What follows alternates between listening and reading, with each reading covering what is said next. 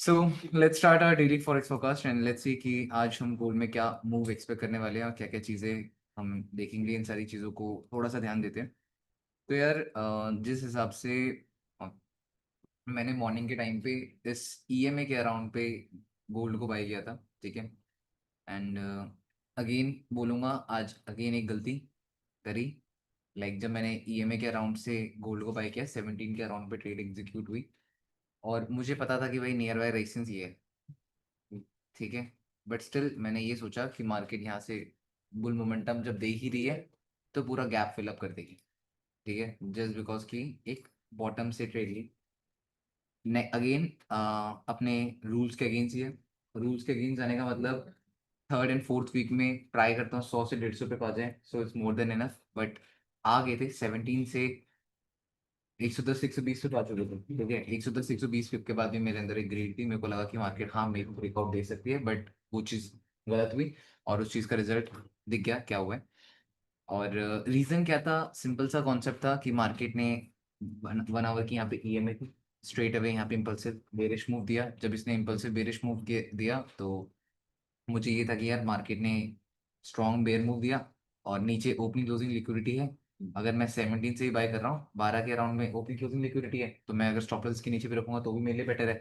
And उसके बाद जब ये मार्केट ने बुलिश मोमेंटम दिया और मार्केट अगेन यहाँ पे डाउन आ रही थी, तो मेरे को यहाँ पे और श्योर कंफर्मेशन होने लगी थी कि भाई अब तो मैं सही जगह बैठा हूँ, ठीक है। क्योंकि जैसे ही इम्पल्सिव आया, ईएमए टैप हुआ, मार्केट ने थोड़ा सा बाइंग जब यहाँ पे शो करनी स्टार्ट करी इसी पॉइंट में, तो मैंने इस पॉइंट में एग्जीक्यूट करा जस्ट बिकॉज कि मेरा स्टॉप लॉस बहुत नियर बाय था, ठीक है। और जब मार्केट ने बुल मूव और रीटेस्ट करा तो इसने मेरे को फुल ऑन कंफर्मेशन दे दी थी कि बॉबी अब तो ये, क्योंकि कल भी ऐसे ही हुआ था, याद होगा जब कल ये बता रहा था कि बुल मूव एंड रीटेस्ट। हाँ। तो मैंने कहा आज भी मेरे को ये बुल मूव एंड रीटेस्ट दिख रहा है, आज तो नहीं छोड़ूंगा, आज इस पॉइंट से उठाऊंगा। और आज इसी पॉइंट से मैंने फिर ट्रेड को उठाया और ठीक है, मार्केट का भी जोन मुझे लगा था ये ब्रेकआउट हो जाएगा बट नहीं हुआ। अब लेट्स सी कि इस पर्टिकुलर पॉइंट को क्या मार्केट सपोर्ट टैप करती है और सपोर्ट टैप करके क्या यहाँ से अगेन ही मोमेंटम देती नहीं देती। बट अभी के लिए थोड़ा सा डाइसी लग रहा है इस पॉइंट के लिए कि क्योंकि अबव से ऊपर से प्रेशर भी काफी अच्छा है, तो यहाँ पे आई थिंक मैं क्लोजिंग के लिए ज़्यादा बेटर वेट करूंगा कि अगर मेरी क्लोजिंग कैसे होती है, और क्लोजिंग के बिहाफ में मैं सोच पाऊंगा। और क्लोजिंग अच्छी होती है देन वही कल वाला सेटअप, एक strong bear candle like structure shift हुआ है ना, and then market is given a bull move. तो हाँ ये चीज़ हो सकती है। और एक बात याद रखना, जब ट्रेंड बुल है, जब आपको पता है मार्केट का मोमेंटम काफी स्ट्रॉन्ग बाइंग बाइंग साइड में है, देन एकदम से सेलिंग करोगे तो वो एक रिट्रेसमेंट होगी। और रिट्रेसमेंट भाई, बायर्स के बीच में सेलर्स आ रहे हैं, आपको नहीं पता वो कितनी देर तक सरवाइव कर पाएंगे, कितनी देर तक रहेंगे, वो आपको नहीं पता। तो थोड़ा उस चीज का भी ध्यान रखना जरूरी है। बट हाँ बाइंग इतनी है कि आपको पता है वो फटता रहेगा तो फटता ही रहेगा, है ना। तो वो एक चीज है, तो थोड़ा उस चीज का ध्यान देना पड़ेगा। बट हाँ इसकी क्लोजिंग मैटर करेगी। अगर क्लोजिंग बेरिश होती है देन भाई यहाँ से मार्केट का जो ये पॉइंट है, मार्केट इस पॉइंट तक भी जाना प्रेफर कर सकती है और इजीली पहुंच जाएगी। कोई बड़ी बात नहीं है मार्केट का यहाँ पहुंचना। क्लियर है ना, 12 तक मार्केट अगेन पहुंच सकती है। हाँ फिर जो 12 वाला जोन है ये हमारे लिए एक अच्छा बाइंग का जोन पड़ जाएगा, क्योंकि यहाँ पे ट्रेंड कंटिन्यूशन लिक्विडिटी भी है। हाँ ठीक है। और 4 आवर टाइम फ्रेम में देखूं तो शायद फिब रिट्रेसमेंट, 0.5 है भाई। ठीक है, फिब रिट्रेसमेंट भी है। अभी जहां से मार्केट उठी थी 38 से, और यहाँ पे कॉन्ग्रेचुलेशन। हाँ ठीक है, तो आप लोग समझे। तो ये वाला जो पर्टिकुलर पॉइंट है, तो आपको इन चीजों का ध्यान रखो, ठीक है। तो ये मार्केट ने लिक्विडिटी ग्रैब कर दी, यहाँ पे 30% टैप किया था, यहाँ पे 50 है। तो अब हम लोग अगर बाय कर रहे हैं तो हमें पता है ट्रेंड बुल है, इन केस नीचे आती है तो हमें बचाएगा कौन, फिब, ठीक है। बट अगर मैं ऊपर की फिब लगाऊंगा इस पर्टिकुलर पॉइंट में, जैसे हमने कल लगाई थी, तो उसमें हम फेल इसीलिए हुए थे क्योंकि प्रेशर तो बाइंग का ही था। तो ये चीज़ है। और बाकी अभी आज ना मैंने एक दो चीज़ें और देखी थी, आई थिंक मॉर्निंग में किसी ने शेयर किया था, आई थिंक रौनक ने शेयर किया था कि डेली टाइम फ्रेम में काफ़ी अच्छा रेजिस्टेंस है।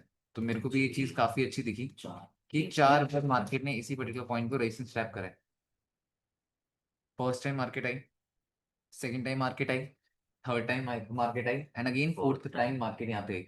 तो ऐसे पर्टिकुलर पॉइंट में भाई मार्केट चाहे तो, मैं अगर आपको अभी बता रहा हूँ, मार्केट चाहे तो इस पॉइंट को टैप करना मार्केट के लिए कोई बड़ी बात नहीं।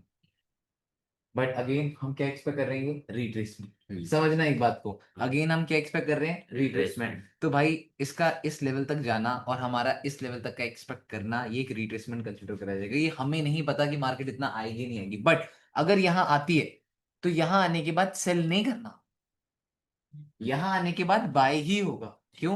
क्योंकि हायर टाइम फ्रेम का फिर रिट्रेसमेंट भी होगा। क्लियर बात है नहीं है? बट अगर मैं बोलूंगा नहीं जी मैं तो रिट्रेसमेंट पकड़ूंगा, तो मैं फंस जाऊंगा, क्योंकि कल भी मैंने यही गलती करी। पता है ओवरऑल बाय जाएगा, बट मैं रिट्रेसमेंट कैच करने बैठ गया। और आज नहीं, अगर आप मेरे कितनी भी पुरानी वीडियोस चलाओगे, ओपन करोगे, तो अभी तक मेरे जितने मेजर लॉसेस हैं, और मैंने हर बार अपनी वीडियोस में बताया है, जब मैं रिट्रेसमेंट को कैच करने गया हूँ तब मेरे लॉसेस। अगर मैं ट्रेंड के साथ बैठता हूँ देन मेरे कभी लॉसेस नहीं होते। मोस्टली जब मैं रिट्रेसमेंट कैच करने जाता हूँ तब मेरे लॉसेस होते हैं। तो यहाँ पे अगर मार्केट आ जाएगी तब हम देखेंगे, नहीं आएगी तो फायदा नहीं, ठीक है, सेलिंग करने का कोई बेवकूफ फिर फायदा नहीं होगा। और ये जो रेजिस्टेंस पॉइंट है हम सबको दिख रहा है भाई, रेजिस्टेंस पॉइंट है, ये opening trend continuation liquidity zone है, ये भी हमें पता है। एंड यही जो जोन है, इसी जोन में अगर आप देखोगे तो ये रीटेस्ट वाला जोन भी बन रहा है, और इसी जोन में अगर आप देखोगे तो फिर रिट्रेसमेंट भी लग रही है, काइंड ऑफ 61, और 61 के नीचे 71 वाला लेवल इसी जोन में। और अगर मार्केट इस जोन का ब्रेक, इस जोन तक आएगी, तो लोगों को क्या लगेगा, 3400 का ब्रेकआउट हो चुका है। याद है एनएफपी में मैंने जब ट्रेड किया था, तो 34, जैसे 3300 का ब्रेकआउट हुआ, लोगों को लगेगा कि 3400 ब्रेक हो चुका है, बट वो एक्चुअल में ब्रेक नहीं हुआ होगा। देन मार्केट उसको रिटेस्ट करके नीचे गिरेगी, बट ऐसा नहीं होगा, क्योंकि वो तो हाई टाइम फ्रेम में क्या है, फिर रिट्रेसमेंट, और देन मार्केट वहां से एक मोमेंटम दे देगी। तो यही चीज यहाँ पे मैं एक्सपेक्ट करूंगा।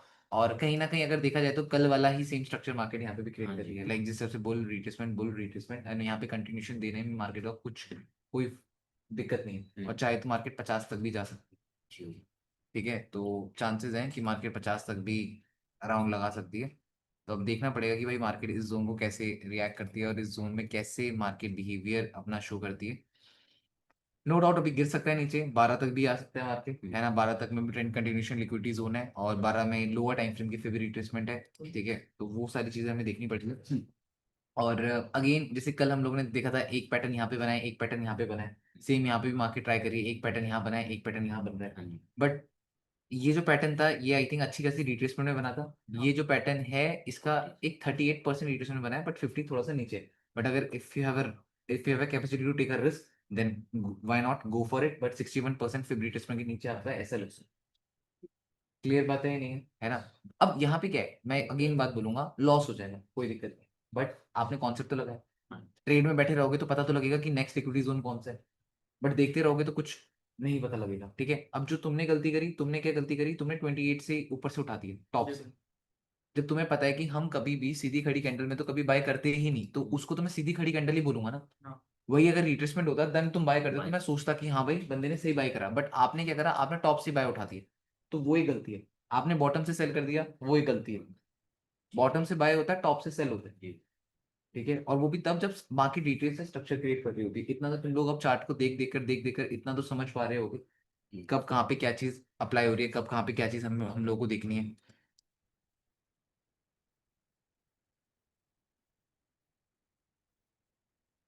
और एक ये ऑयल है, इसने पागल कर रखा है और कुछ नहीं।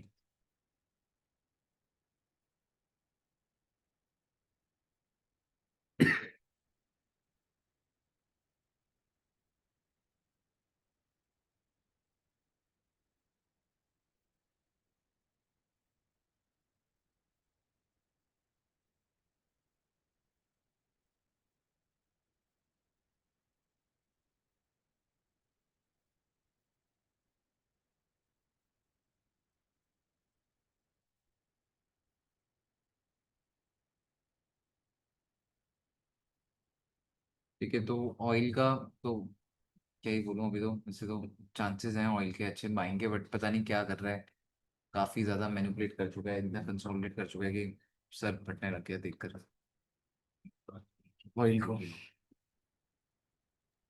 भैया, हाँ जी, गोल्ड में एक डाउट था। बताओ। अभी जो गोल्ड है ना, मैं सुबह देख रहा था, मतलब मैंने ट्रेड नहीं बनाई, लेकिन जो स्ट्रक्चर बन रहा था वो लोअर लो का बन रहा था। फिर जब ईएमए को टैप करके मार्केट ऊपर आई, हाँ उसके बाद मैं 30 मिनट्स में आ जाऊँ ना भैया? ठीक है, तो ये उसके बाद ग्रीन कैंडल ईएमए के ऊपर नहीं गई, उसके बाजू की। ठीक है, मतलब मैं समझ गया तुम्हारी बात। देखो यार, मैं एक बात बताऊं, ये हम्म। हायर हाई, लोअर लो, ये जितनी भी चीजें हैं ना, ये कब काम आती है market? when you are with the trend, when you yes. are with the trend, then ये lower low, higher high, EMA सब चीजें तब आपके फेवर में होती है। ये एडिशनल है, समझ पा रहे हो? अगर केक में टेस्ट ही नहीं होगा, आप उसके ऊपर कितनी भी गार्निशिंग कर दो, कितनी भी अच्छी आप उसमें टॉपिंग्स रखो, कुछ भी कर दो, उसका टेस्ट नहीं इम्प्रूव होगा। समझ पा रहे हो? First yes. अंदर की चीज अच्छी बनानी होती है। अगर आपकी अंदर की चीजें अच्छी नहीं होगी, तो आप बाहर में कितनी भी सजावट कर दो, जब बंदा टेस्ट करेगा तो उसको बेकार ही लगेगा। ये बात समझिए कि नहीं समझे? वही चीज यस। मार्केट के साथ है। अनटिल एंड अनलेस आपका ट्रेंड आपके फेवर में नहीं, चाहे फिर वो ईएमए आ जाए, चाहे फिर वो इतनी बेरिश आ जाए, चाहे वो इतनी बुलिश आ जाए, चाहे वो इम्पल्सिव ब्रेकआउट हो जाए, कुछ भी हो जाए, वो वर्क नहीं करेगा। वर्क कब करेगा? जब आप अपने ट्रेंड के फेवर में हो। समझ पाए नहीं समझ पाए? अब यही चीजें, अब ये चीज मैं क्यों बता रहा हूँ, कल कल की गलती है भाई, कल की सबसे फ्रेश गलती ये है मेरी। कल क्या करा भाई, मुझे पता है मेरा ट्रेंड बुल है, मैं बस ये सोच रहा हूँ कि थोड़ा सा डाउन आ जाए, लिक्विडिटी ग्रैब कर ली। अब मैं कौन होता हूँ ये बोलने वाला मार्केट से कि तू लिक्विडिटी ग्रैब कर? ये तो मार्केट के ऊपर डिपेंड है ना, कि whether it want grab liquidity और नॉट। मैं सोच रहा था कि भाई फर्दर डाउन है, लिक्विडिटी ग्रैब करे फिर बाय करूंगा। तो ओवरऑल मुझे क्या करना था? बाय। बाय करना था ना। ओवरऑल तो मैं क्या बोल रहा हूँ, अपने मुंह से ही बोल रहा हूँ बाय करना है। क्यों? क्योंकि ट्रेंड क्या है? बुलिश। बुलिश है। बट मैं सेलिंग क्यों कर रहा हूँ? जस्ट मुझे रिट्रेसमेंट कैच करनी है। मैं सेलिंग क्यों कर रहा हूँ? क्योंकि मुझे रिट्रेसमेंट कैच करनी है। ओवरऑल मेरा ट्रेंड क्या है? बुलिश। इतनी बात क्लियर हुई है नहीं हुई? ओवरऑल ट्रेंड तो मेरा बुलिश ही है ना। मैं तो सेलिंग में इसलिए बैठ रहा हूँ कि मेरे को रिट्रेसमेंट कैच करनी है। बट उस सेलिंग की रिट्रेसमेंट के बाद ओवरऑल तो मैं बाय में ही बैठूंगा। बाद में तो बाय डन। आना। अब यहाँ पे अगर मैं ये चीज नोटिस करूँ कि भाई मार्केट ने जिस हिसाब का स्ट्रक्चर क्रिएट करा, जो भी चीजें मार्केट ने यहाँ पे बनाई, ठीक है, चाहे वो इम्पल्सिव ब्रेकआउट हो, मैं बोल दूंगा यहाँ पे जैसे कल इम्पल्सिव ब्रेकआउट हो गया, मैं बोल रहा हूँ कि यहाँ से मार्केट अच्छा बेरिश प्रेशर दिखा रही है, मार्केट अबव से हाई एंड लो बना रही है। बट अगर मैं इसका ओवरऑल समराइज करूँ, तब तो मुझे ये पता है कि भाई ट्रेंड तो बुलिश ही है। ये सब तो अगेंस्ट द ट्रेंड वाली चीजें, ईएमए का ब्रेकआउट नहीं दे पा रही, ठीक है। और सबसे बड़ी गलती ये कर दी कि ये कोई ना एक मेजर रेजिस्टेंस में नहीं था। अगर मैं इसकी बात करूं तो ये डेली का रेजिस्टेंस है, ये डेली का टॉप का रेजिस्टेंस है। ये तो हम देख रहे थे कि 3 मंथ्स की हाफ पिक का लेवल है। समझ पा रहे हो नहीं समझ पा रहे हो? बट ये कोई मेजर रेजिस्टेंस की जोन में थोड़ा ना था। मेजर रेजिस्टेंस जोन में ये है, ये मेजर रेजिस्टेंस जोन में नहीं था। और पैटर्न लिक्विडिटी क्या पड़ी हुई है, अगर हायर टाइम फ्रेम में मार्केट रिट्रेस कर रही होती है, तो लोअर टाइम फ्रेम में उसकी रिट्रेसमेंट करवाने के लिए मार्केट ने क्या बनाया होता है? रिवर्सल बनाया होगा, तभी तो ये नीचे गिरा इतना। अब नीचे जितना गिरा, यहां से अगर इसको ऊपर जाना है, तो यहां पे भी तो इसको रिवर्सल बनाना पड़ेगा। अगर यहाँ रिवर्सल ही नहीं बनेगा, तो क्या मार्केट यहां से उठ पाएगी? तो अब यहां पे अगर एक रिवर्सल बना, यहां पे एक रिवर्सल बना, तो मैं किस रिवर्सल को प्रायोरिटी दूंगा? तो ट्रेंड के साथ बन रहा जो है। ट्रेंड के साथ बन रहा है। अब इस रिवर्सल की मैं स्टॉप लॉस कहाँ रखूंगा? जब मैं यहाँ पे फिब लगाऊंगा, मैं बोलूंगा मेरा रिवर्सल बन रहा है 38 में। आई नो, अगर मार्केट को लिक्विडिटी ग्रैब करनी है तो कहाँ तक आ सकता है? 61। 61 के नीचे भी ग्रैब कर सकते, तो मैं 61 के लो के नीचे रखूंगा। ये नहीं करूंगा कि मैं, मेरा ये पैटर्न है तो बॉबी भैया इस पैटर्न के लो के नीचे ऐसे रख दूं, नहीं रखूंगा मैं। इस पैटर्न से पहले मैं इस फिब रिट्रेसमेंट को देख रहा हूँ। ट्रेड मैंने उठाई है तो इस फिब रिट्रेसमेंट के भी में उठाई है, तो एसएल जो होगा वो मेरा इस फिब रिट्रेसमेंट के लो के नीचे होगा। क्या पता मार्केट ने जो ये पैटर्न बनाया है, मार्केट चाहे तो अगेन फर्दर और डाउन है, फिर ऊपर उठ जाए, फिर अगेन ऐसे टैप कर दे। तो ये ऐसे नहीं हो सकता fake breakout then retest again, फिर एक और स्ट्रक्चर बन गया। कुछ भी हो सकता है ना यार। अब मान लो यहाँ पे अगर मैं तुम्हें सिंपल सा फंडा समझाऊं, मैं तो अभी भी ये चीज सोच रहा हूँ कि मार्केट और नीचे गिर सकती है, और अगर मार्केट और नीचे गिरती है तो तुम ये सोचो, ये यहाँ पे डाउन है, 38 टैप करा, मार्केट और नीचे आ जाती है, मान लो 50 टैप कर देती है, फिर अगर मार्केट ऊपर आ जाती है, फिर मार्केट यहाँ पे आ जाती है, तो again inverted head and shoulder तो बना ना। तो अगर मैं ट्रेड कर रहा हूं तो मैं जरूरी थोड़ा है कि इस फ्लो के नीचे रखूंगा। मुझे पता है कि अगर मैं ट्रेड ले रहा हूं तो मैं ट्रेड फिब के हिसाब से ले रहा हूं, पैटर्न लिक्विडिटी के हिसाब से ले रहा हूं, तो मेरे को फिब के अकॉर्डिंग एसएल रखना पड़ेगा। अगर वो बड़ा बन रहा है स्टिल मैं, कोई दिक्कत नहीं है।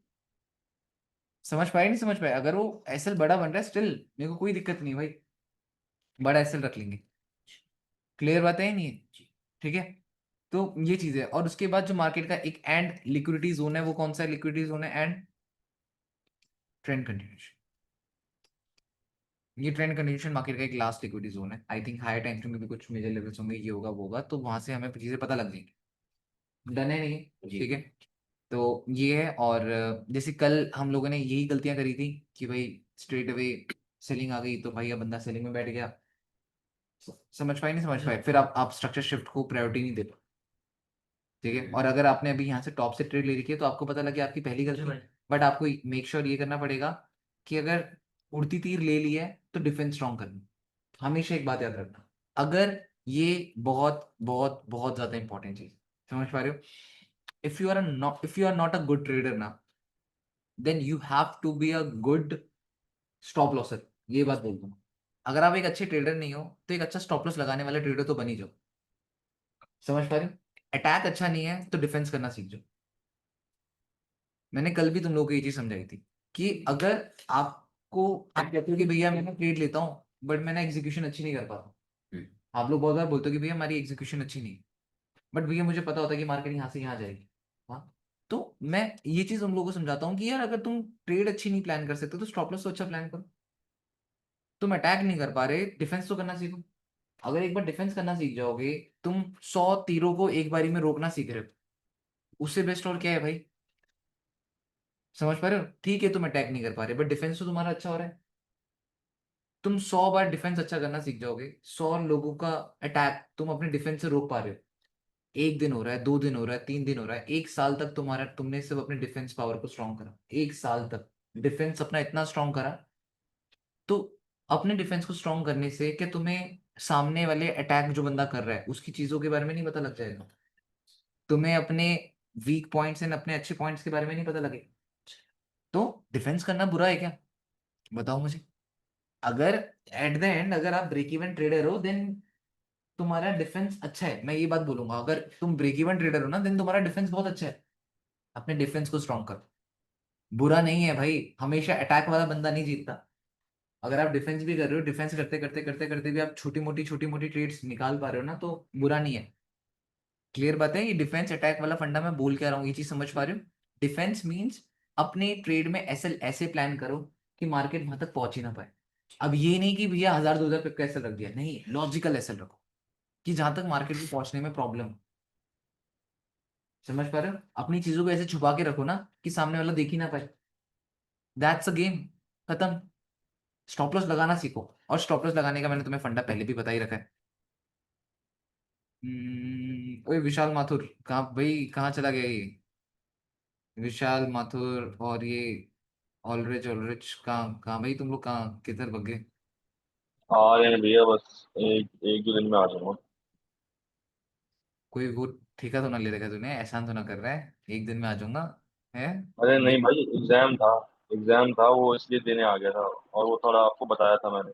चल कोई नहीं, डन। तो तुम लोगों को समझ आ गया। तो अगर तुमने यहाँ से ट्रेड ली है, मान लिया तुमने उड़ती तीर ले ली, समझ पा रहे हो? टॉप से तुमने उड़ती तीर ले ली, बट तुम्हें पता है कि इसका डिफेंस कहाँ है, लिक्विडी जोन तक फाइंड करो। अपनी हर एक गलती को समझना, जब जब मार्केट डाउन आएगी ना तुम अपनी हर एक गलती को समझने की कोशिश करना कि भाई तुमने कहाँ गलतियां करी। अब मान लो जो ये मैंने उड़ती तीर ले रखी है ऑयल की, समझ पा रहे हो? इसने तो मुझे पागल कर रखा है और कुछ नहीं। समझ पा रहे हो? अब तो परेशान सा हो चुका हूँ। अभी फिर मेरे को एक एंट्री मिली थी, मैंने कहा यार देखता हूँ, अब तो मार्केट मूवमेंट देगा ही देगा, बट स्टिल अभी भी इसका कोई रिस्पॉन्स सही बैठ ही नहीं रहा, आ ही नहीं रहा कुछ उस हिसाब से। तो देखते हैं क्या रहता है, कहाँ तक जाता है। अभी तो इन्हें अनवांटेड भी टैप करी है इसने, लेफ्ट हैंड साइड में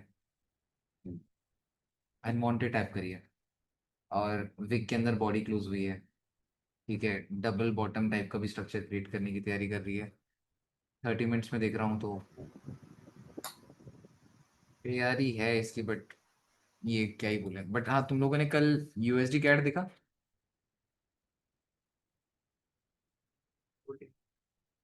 देखा तुम लोगों ने यूएसडी कैड कल? बताओ। कल आपने बताया उस टाइम से ही वो रिजेक्शन लेके सीधा डाउन ट्रेंड दिया है। इसीलिए कहते हैं कि करेंसीज भी कभी कभी देखा करो, अच्छे पैटर्न्स एंड अच्छे एनालिसिस मिलती है। समझ पा रहे हो? किस किसने देखा था? ईएमए के नीचे ही गिरा है कंटिन्यूस। अब तुम्हारे मुंह में मतलब घी सर शक्कर। सीएचएफ देखा था मैंने बस। बेवकूफ, मैं क्या बात कर रहा हूँ? मैं ये बात बोल रहा हूँ कि जब मैं कल क्लास में था, मैं तुम लोगों को समझा रहा था यूएसडी कैट, तो तुमने यूएसडी कैट वाली ट्रेड के बारे में समझे जो मैं समझा रहा था? या थे ही नहीं तुम लोग क्लास में कोई? हाँ जी भैया देख रहा था। देखा था भैया। तो फिर वही है कि जितने बाकी लोग थे वो नजरअंदाज कर देते हो, चीजों को समझते नहीं। तो यहाँ पे मैंने कल तुम्हें समझाया था, जिस हिसाब से प्रेशर आ रहा है, जिस हिसाब से हाई लो एंड लो बन रहा है, ईएमए अबव से प्रेशर दे रहा है, बायर्स की वॉल्यूम नहीं है, ऑलरेडी मार्केट ने स्ट्रक्चर क्रिएट कर रखा है, डेली टाइम फ्रेम के अकॉर्डिंग अगर हम लोग देखें तो मार्केट ने ऑलरेडी अबव से प्रेशर ले रखा है। ठीक है, तो काफी सारी चीजें थी। ठीक है, और अमेय था शायद से जो क्वेश्चन कुछ इसमें पूछ रहा था कि भैया क्या हम इसके रिवर्सल को रिवर्सल नहीं बोल सकते, आपको याद होगा।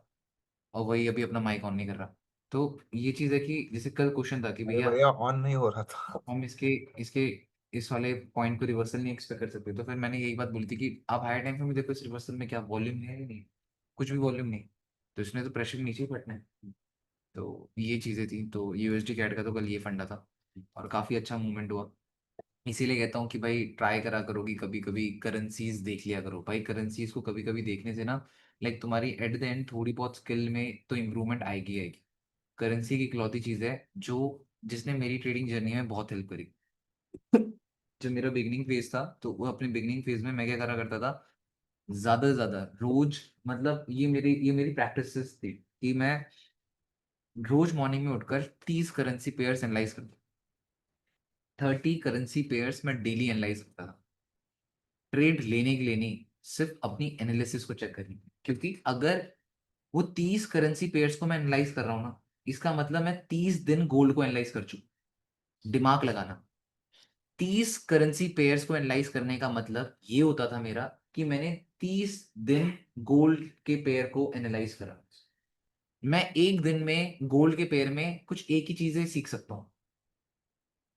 गोल्ड का अगर मैं चार्ट आज एनालाइज कर रहा हूँ, मे बी उसमें आज हाफ वीक का कॉन्सेप्ट है, तो मुझे आज हाफ वीक ही तो दिखेगी। आज मुझे full week, half week, unwanted, इतनी बुलिश, इतनी बेरिश, मेरे को सारी चीजें तो एक दिन में नहीं दिखेंगी। बट अगर मैं 30 पेयर एनालाइज कर, 25 पेयर एनालाइज कर रहा हूँ, 20 पेयर एनालाइज कर रहा हूँ, तो किसी पेयर में इतनी बेरिश दिखेगी, तो कितनी किसी पेयर में इतनी बुलिश दिखेगी, तो किसी पेयर में हाफ वीक दिखेगी, तो किसी पेयर में फुल वीक दिखेगी, किसी में फिब रिट्रेसमेंट दिखेगा, किसी में अनवांटेड कैंडल दिखेगी, किसी में हायर हाई लोअर लो, किसी में लोअर लो हायर हाई। तो तुम ये देखो ना, जो मैं गोल्ड को सिर्फ रोज एनालाइज करके एक दिन में एक चीज सीखूंगा, वहीं पे एक दिन में मैं 30 पेयर एनालाइज कर रहा हूं, तो मैं 30 चीजें सीख रहा हूं। तो अगर कोई मेरे से पूछता है कि भैया आपने अपनी ट्रेडिंग जर्नी में कैसे ग्रोथ करी, तो भाई मैंने करेंसी पेयर्स को इतना एनालाइज किया, not for my earning but for my analysis, for my learning. मैंने करेंसी पेयर्स को छोड़ा ही नहीं। मैं रात दिन बैठा रहा, लगा रहा, लगा रहा, लगा रहा, बस करेंसीज को एनालाइज करता रहा। उससे मेरे को मेरी एनालिसिस में बहुत ज्यादा इंप्रूवमेंट आई। तो वही चीज मैं तुम लोगों को भी बोलूंगा कि करेंसी पेयर्स को ज्यादा से ज्यादा एनालाइज करो, सो दैट जिससे जिससे तुम्हारी हेल्प बहुत ज्यादा हो। क्लियर है? तो ये तुम्हारा करेंसी का हो गया। बाकी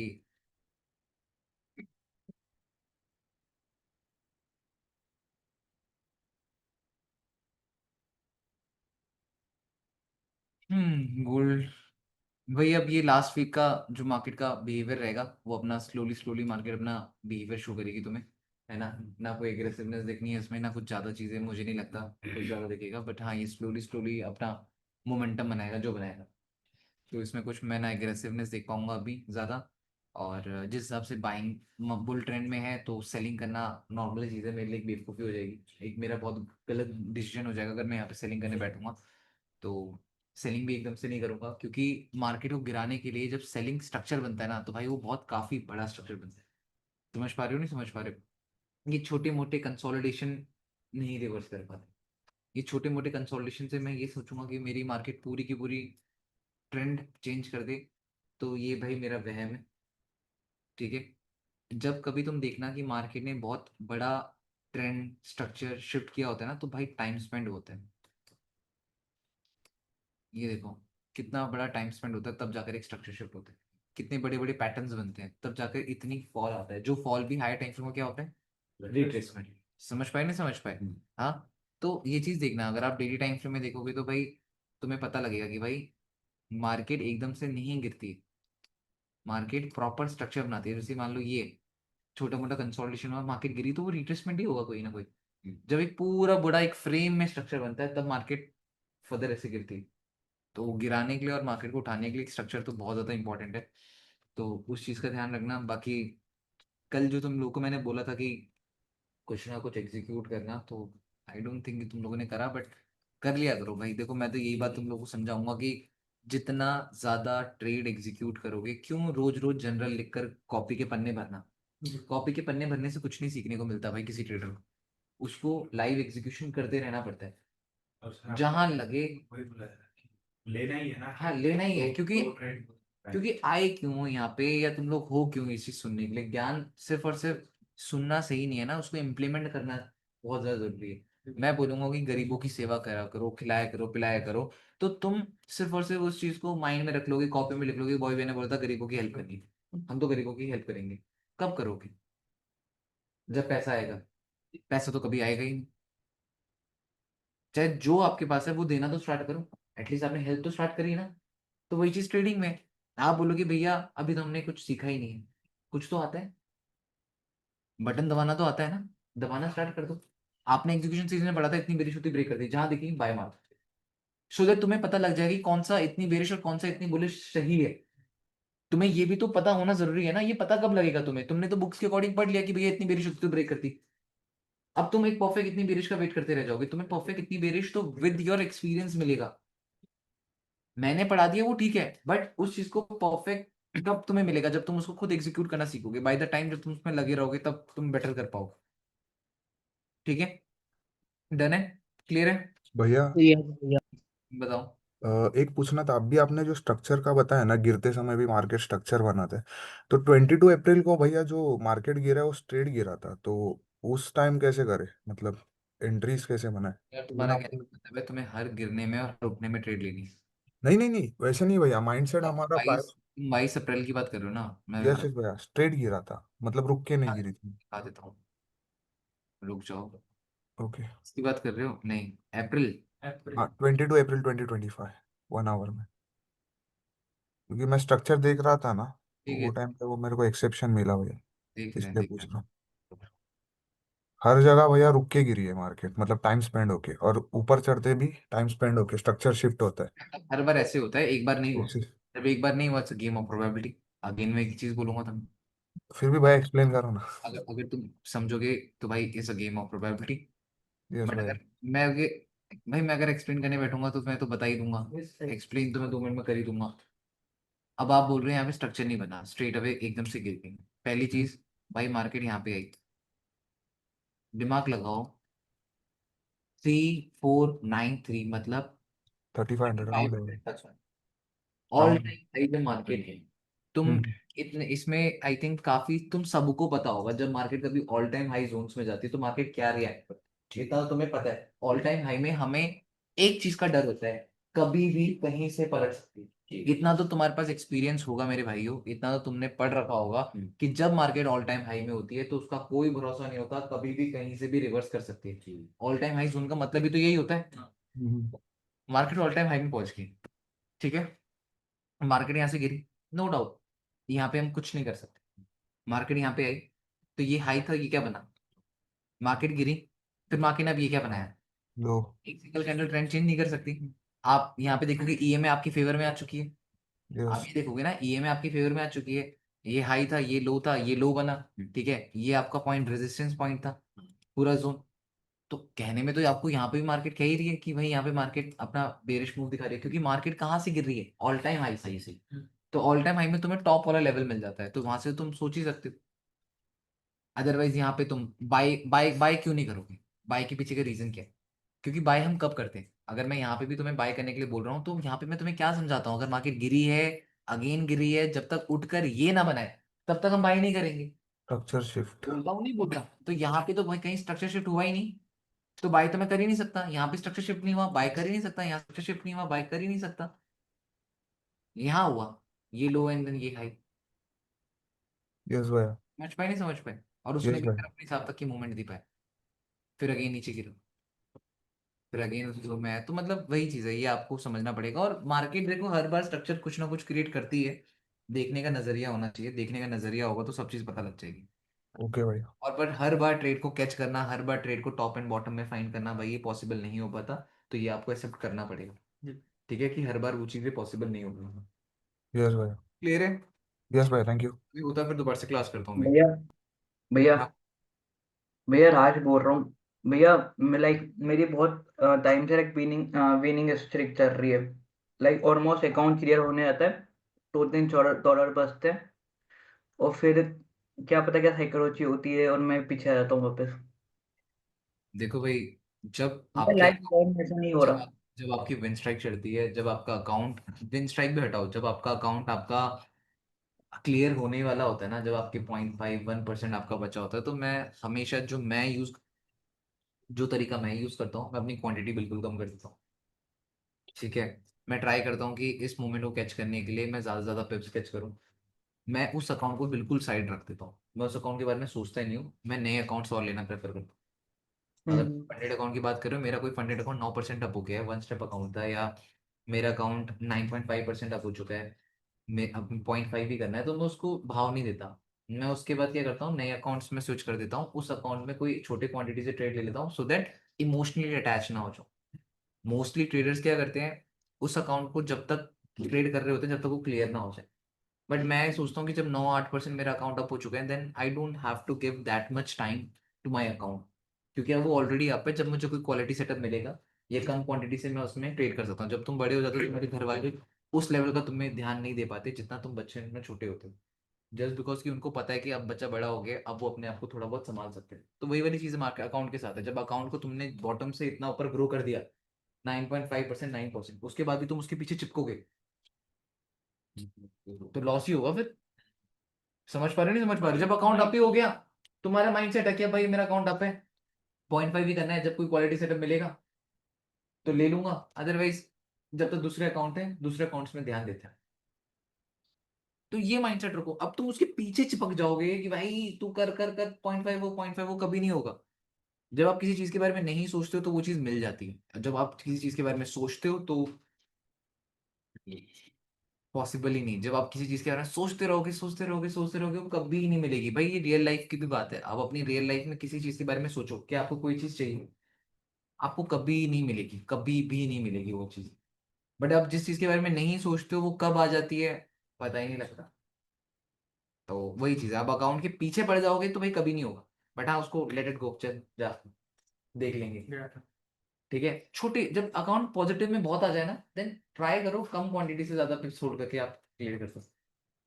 ठीक है। और आप लोग क्या करते हो, जब आपका अकाउंट अप होता है ना, तो उसके बाद स्टॉप लॉस लगाना भूल जाते हो, जस्ट बिकॉज कि आपको ये लगता है कि कितना चला जाए। फिर आप क्या करते हो, रिस्क रिवॉर्ड का स्ट्रक्चर बिगाड़ देते हो। जहाँ 1:2 है, तुम उसको 5:1 कर देते हो। 5 रेशो का एसएल होगा, 1 रेशो का टेक प्रॉफिट होगा, जस्ट बिकॉज कि तुम्हें 1% गेन करना है। So for gaining 1% you are risking 5%। ये सबसे बड़ी गलती है हर ट्रेडर की, समझ जाओ यही होता है। ये सुनो, जी भैया। यस भैया। बस ये थैंक यू भैया।